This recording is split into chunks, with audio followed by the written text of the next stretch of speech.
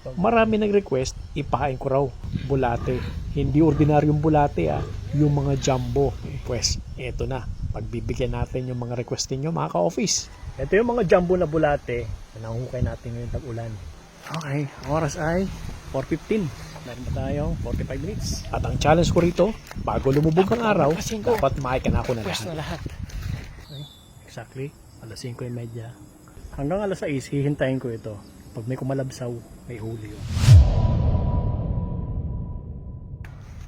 Welcome to my office. Isang ordinaryong araw, mag-hunting tayo. Pero bago lumusong, ipapasilip ko muna sa inyo pinapagawang project sa ating opisina. Alas 2 pa lang naman ng hapon, maghahatid muna tayo ng merienda. Para kahit abutin man ako ng hapon sa ilog, wala nang abala. Pang-5 araw na ng trabaho at unti-unti, nakita ko na ang pagtayo sa isa sa pagkakakitaan natin.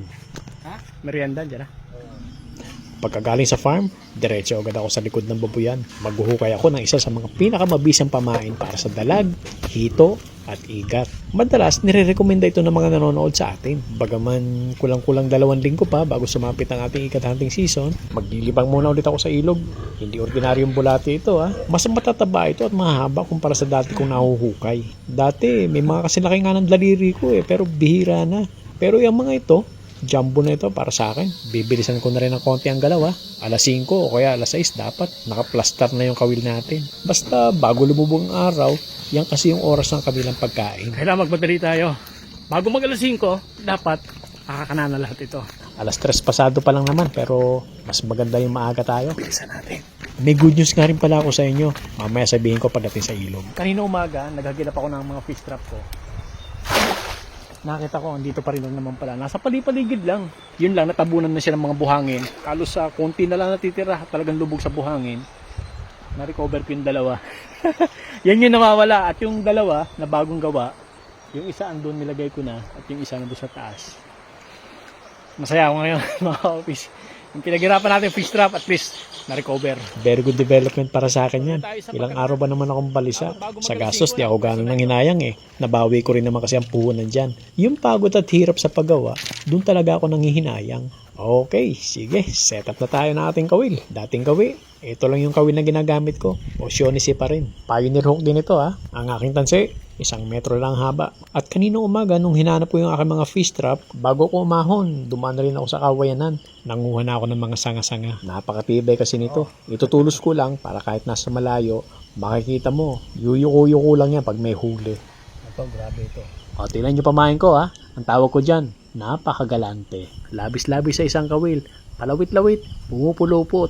Talaga namang hindi kahit tiisin ng isda pag nakita ito Ito yung mga jumbo na bulate na nanghukay natin ngayong tag-ulan. Ang lalaki nito Doon natin ipipwesto ito, itong 4 na ito, sa 2, 3, 4. So, ang oras ngayon, alas 3:30 pa lang. Tama-tama, bago mag alas 5, nakapwesto na ito. Okay. Hindi ko na pinakita ang pagkakana Doon lang yan sa kabilang pangpang. Okay. Medyo nag-uulan, kaya medyo sinilong ko muna yung aking camera. 4:15. Meron pa tayong 45 minutes.